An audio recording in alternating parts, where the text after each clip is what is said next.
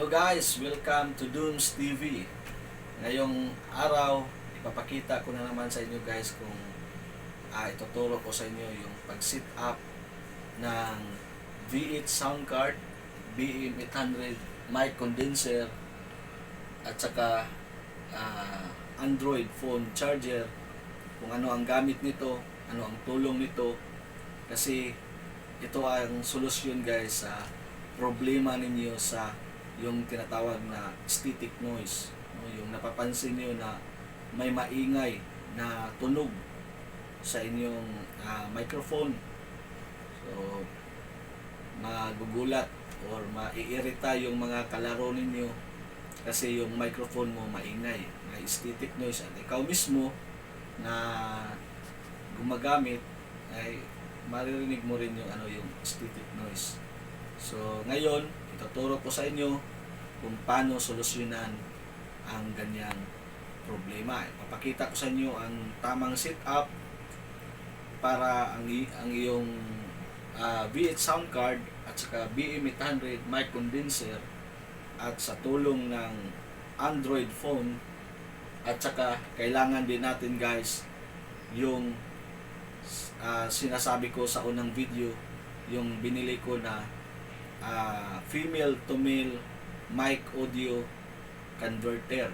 So kailangan yun guys para sa microphone natin, para may microphone boost yung microphone natin, tsaka yung charger na free ng V8 sound card, di na kailangan natin i-connect sa PC para ma-detect yung V8 sound card. Yung hindi, yung lang, kailangan natin yung female to male na mic audio converter. So papakita ko sa inyo kung ano yun, pero nasa unang video ko na yun, yung yung converter na yung pinakita ko na sa inyo.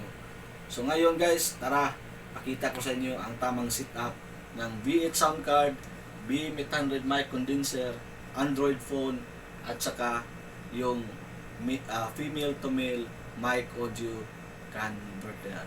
Tara, let's go. Start. Okay. Okay guys, ito na yung gadget natin. Ang V8 sound card, ang BM800 mic condenser, at ito yung free ng V8 sound card, yung cord niya para sa charger. So dito yan nakakonek kayo sa likod sa may sa may charger. Kita nyo yan dyan sa likod, may charger.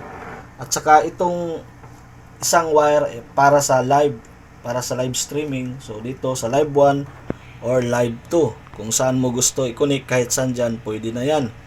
So dito may headset, at dito sa kabila may headphone or speaker para sa monitor kung gusto mo na marinig yung yung sa headset mo, yung mga effects kung gusto mo.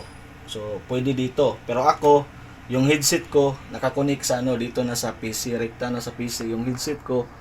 Ang kinunik ko lang dito itong mic condenser. Ito yung wire ng mic condenser. Ito yung BM800. Ito yung cord ng microphone charger, at ito yung sa live 1 or live 2. So ito kinunik ko guys sa sa PC. Pero ito yung sinasabi ko na male to female, female to male na converter. So tanggalin ko para makita ninyo guys, pero nasa video na to, sa unang video. So ito yon guys.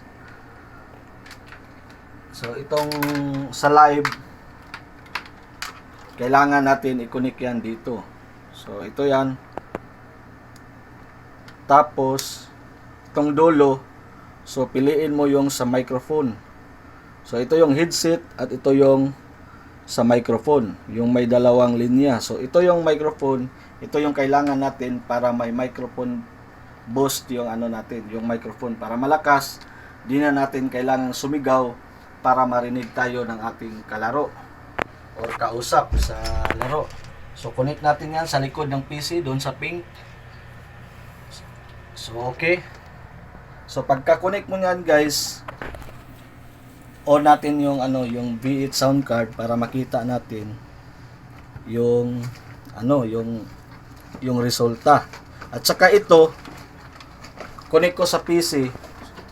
normal yung B8 sound card, yung kadalasan kinokonek nila ito sa sa PC para ma-detect daw yung yung sound card.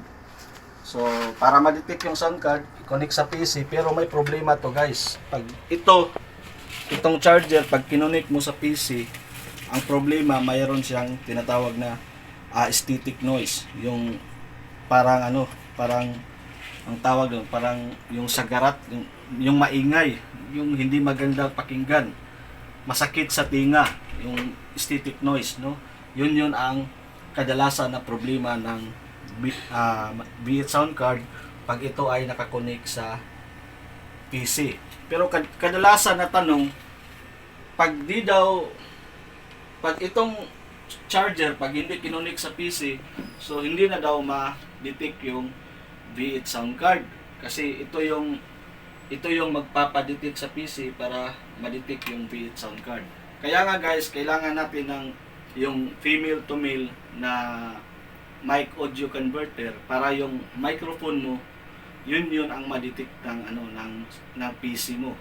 Kasi yung mic mo na nakakunik sa V8 sound card, so yun yung ma-detect, so yun ang i-select mo sa PC mo. So kaya di na kailangan ng charger. Kasi pag ito kinunik mo sa PC, so may static noise. So kung sa mga may V8 sound card, so malalaman nyo yan, may static noise at hindi magandang pakinggan. So para mawala yung static noise, so tanggalin natin itong charger at palitan natin ng charger ng cellphone or Android phone na may mini USB pa rin para sakto sa port sa likod. So ito, kabit ko yung charger. So on ko yung charger. So ito na, nagcha-charge na siya. On ko yung yung sound card.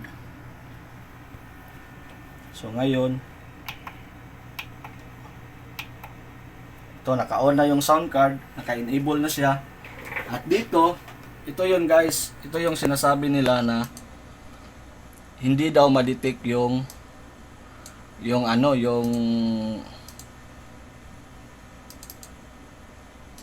sound card pag wala yung charger.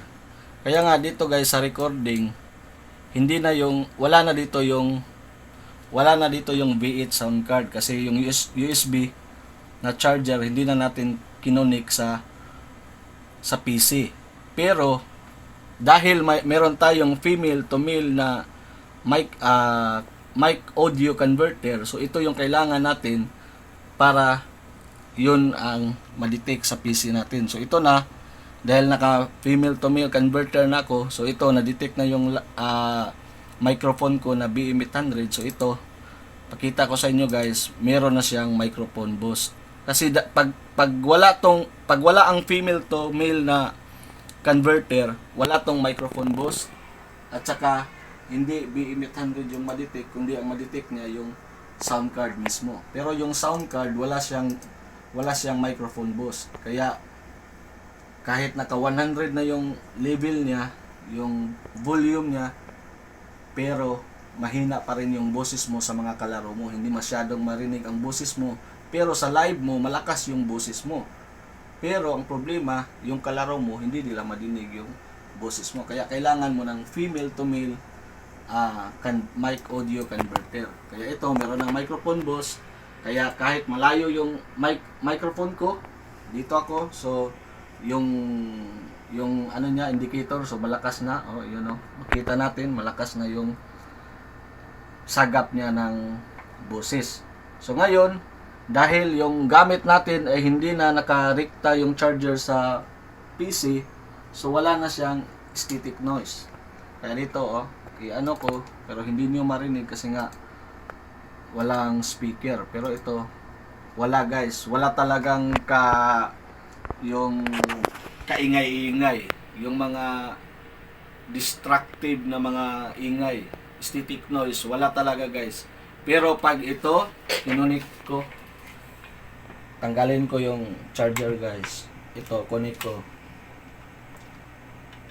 Tapos, connect ko to sa charger. kunin ko sa PC. Ayan oh.